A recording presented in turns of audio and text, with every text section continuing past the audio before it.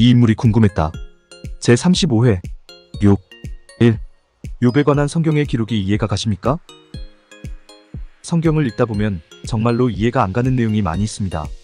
아무리 읽고 또 읽어보아도, 아무리 생각해보고 또 생각해보아도 이해가 안 가는 내용이 많이 있습니다. 저 역시 마찬가지입니다. 창세기부터 요한계시록까지 성경 전체의 내용을 며칠 낮, 밤에 걸쳐서 얼마든지 설명해 드릴 수 있지만 어떤 특정 부분에 이르면 솔직히 말문이 막힐 때가 있습니다. 그래서 저도 답답할 때가 많이 있습니다. 이렇게 성경의 내용이 잘 이해가 안 가서 답답한 경우에 사람들이 흔히 하는 위로의 말이 있습니다. 그 위로의 말은 어떻게 사람이 위대한 하나님의 뜻을 다 알 수 있겠어? 사람이 하나님의 뜻을 다 안다는 것은 불가능한 일이야 라는 말입니다. 여쭈어 보겠습니다. 여러분은 이 말로부터 위로를 받으십니까? 받지 않으십니까? 또 여러분은 이 말이 하나님의 위대한 영광을 드러내는 말이라고 생각하십니까? 아니면 하나님을 모욕하는 말이라고 생각하십니까? 이 말로부터 위로를 받으시면 안 됩니다. 또 이 말은 하나님의 영광을 드러내는 말이 아니라 오히려 하나님을 모욕하는 말이라는 것을 알고 계셔야 합니다. 다시 말하면 성도는 하나님의 뜻을 다 알아야 한다는 의미이고 하나님의 뜻을 다 알아야 하나님의 영광을 드러내는 것이라는 의미입니다. 왜 그렇습니까? 기독교는 계시의 종교이기 때문입니다. 기독교는 하나님께서 하나님을 사람에게 알리시는 계시의 종교이고 그 계시는 모두 성경에 나타나 있기 때문입니다. 예를 들어 선생님이 학교에서 학생들을 가르치는데 쉽게 가르치겠습니까? 어렵게 가르치겠습니까? 쉽게 가르칩니다. 어려운 것을 쉽게 가르치는 선생님이 능력 있는 선생님이고 훌륭한 선생님입니다. 그래서 선생님들은 언제나 학생들의 눈높이에 맞추어서 최대한 쉽게 가르치려고 무진장애를 씁니다. 그런데 학생들이 어떻게 선생님의 수업을 다 이해할 수 있겠어? 그것은 불가능한 일이야 라고 말합니다. 이 말은 선생님을 높이는 말이 아니라 선생님을 모욕하는 말입니다. 왜냐하면 모든 학생에게 최대한 쉽게 가르치려는 선생님의 모든 노력을 헛된 노력으로 만들어버리는 말이기 때문입니다. 이때 학생들은 자신들을 돌아봐야 합니다. 최대한 쉽게 가르쳐주시는 선생님의 수업을 자신들은 왜 이해하지 못하는지 자신들을 돌아봐야 합니다. 그래야 발전할 수 있습니다. 어떻게 선생님의 수업을 다 이해할 수 있겠어? 그것은 불가능한 일이야 라고 포기해버리면 학생이 발전할 가능성은 0%입니다. 성경도 이 이치와 똑같습니다. 조금 전 기독교는 계시의 종교라고 말씀드렸습니다. 여기서 계시를 하시는 분은 물론 하나님이시고 계시의 대상은 물론 사람입니다.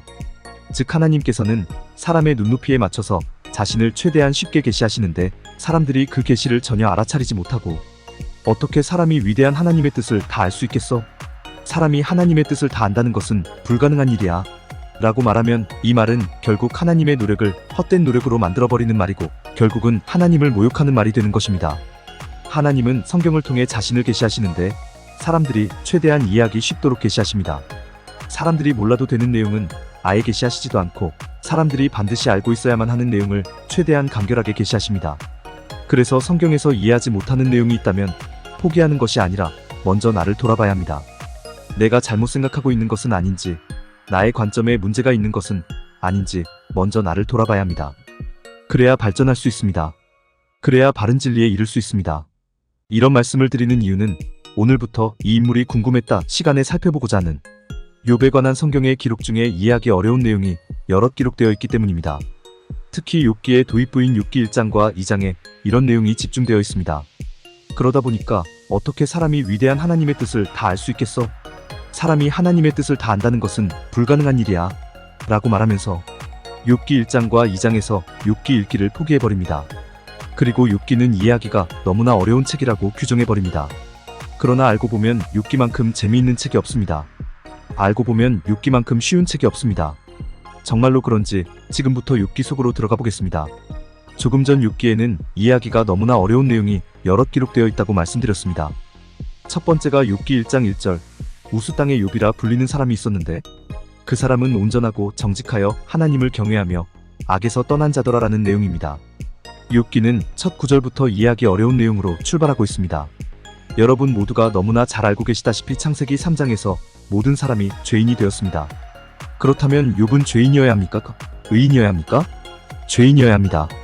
창세기 4장부터 신약성경 사도행전 2장에서 성령이 임하시는 사건이 일어나기까지 그 중간에 등장하는 모든 사람은 죄인이어야 합니다. 의인이란 있을 수 없습니다. 그런데 성경이 욥을 어떻게 기록하고 있습니까?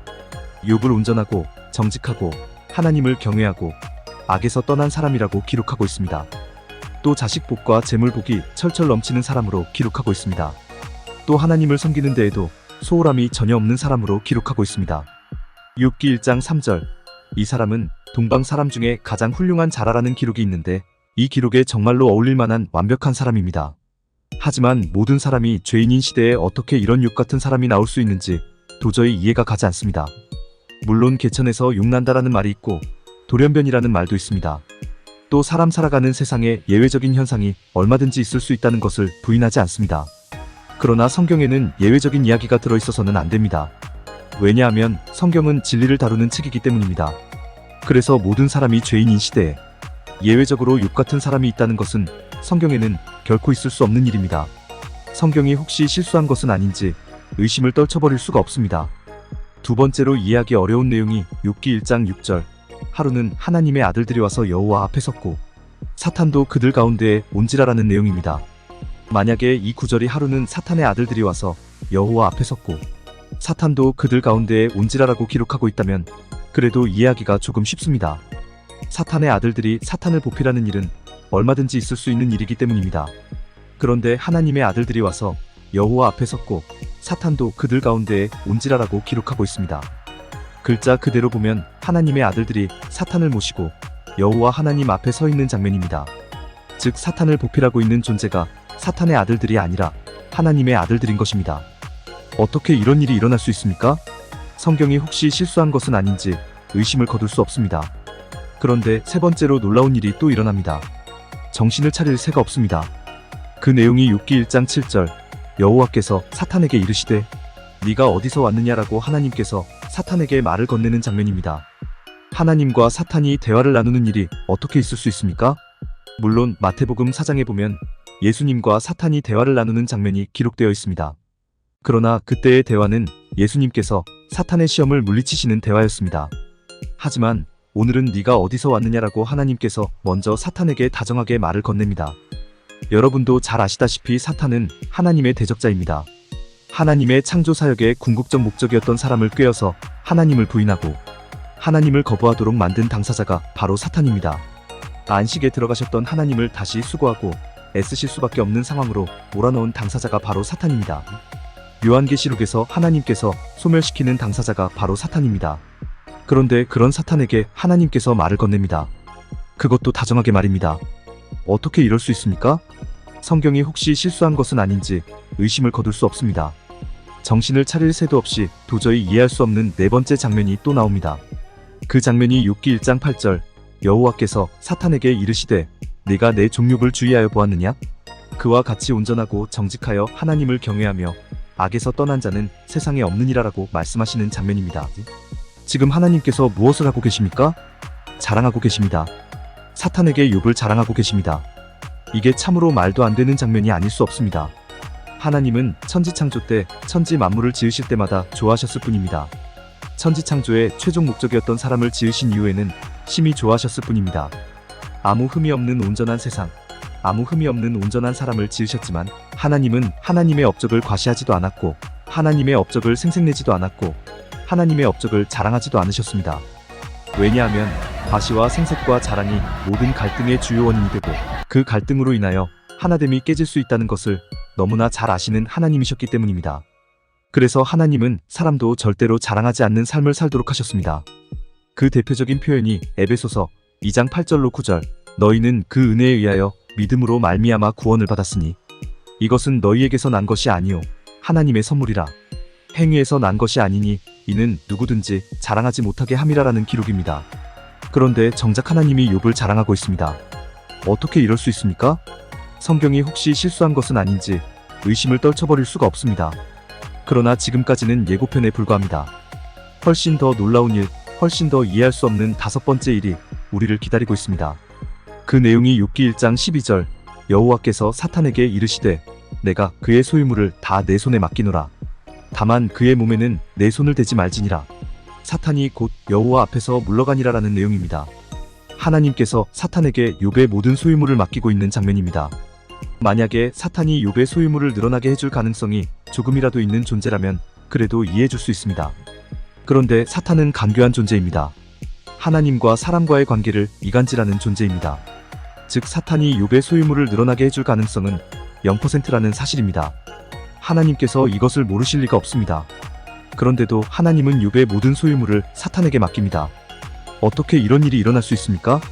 혹시라도 그의 몸에는 내 손을 대지 말지니라라고 하나님께서 말씀하셨다고 해서 그래도 하나님께서 욥에게 자비를 베푸셨다고 말하면 안 됩니다. 욥의 몸은 상하지 않을 수도 있으나 욥의 모든 소유를 사탄이 맡았기에 욥이 손해를 보리라는 것은 불 보듯 뻔한 일입니다. 하나님께서 사탄의 유익과 이익을 위해서 어떻게 사람의 유익과 이익을 해치도록 할 수 있습니까? 하나님이 그러시면 절대로 안 됩니다. 그렇습니다. 하나님은 사탄과 말씀을 하셔도 안 되고 사탄과 타협을 해서도 안 되고 사탄과 거래를 하셔도 안 됩니다. 하나님께 사탄은 오직 진멸의 대상일 뿐이지 결코 교제의 대상이 아닙니다. 그런데 하나님께서 사탄에게 욥의 모든 소유를 맡기고 있습니다. 어떻게 이럴 수 있습니까? 성경이 혹시 실수한 것은 아닌지 의심을 떨쳐버릴 수가 없습니다. 이처럼 욥기는 도저히 일어나서는 안 되는 내용으로 시작하고 있습니다. 상상도 할 수 없는 내용으로 시작하고 있습니다. 일반적으로 사람이 생각도 할 수 없고 상식적으로 사람이 예측도 할 수 없는 내용으로 시작하고 있습니다. 마치 동화나 마치 우화나 마치 만화나 마치 판타지 소설이나 마치 영화의 시나리오 같은 착각이 들 정도입니다. 욥기가 왜 이렇게 황당한 내용으로 시작하고 있을까요? 욥기가 왜 이렇게 어이없는 내용으로 시작하고 있을까요? 욥기가 왜 이렇게 말도 안 되는 내용으로 시작하고 있을까요? 그 이유는 이 인물이 궁금했다. 36회 영상에서 설명해 드리도록 하겠습니다. 많은 기대 부탁드립니다. 그리고 지금까지 내용에 공감하셨다면 구독과 좋아요, 알림 설정 부탁드립니다. 하나님의 말씀을 바르게 전하는데 큰 도움이 될 것입니다. 평등하고 공정하며 정의롭고 행복한 세상을 이루는데 큰 도움이 될 것입니다.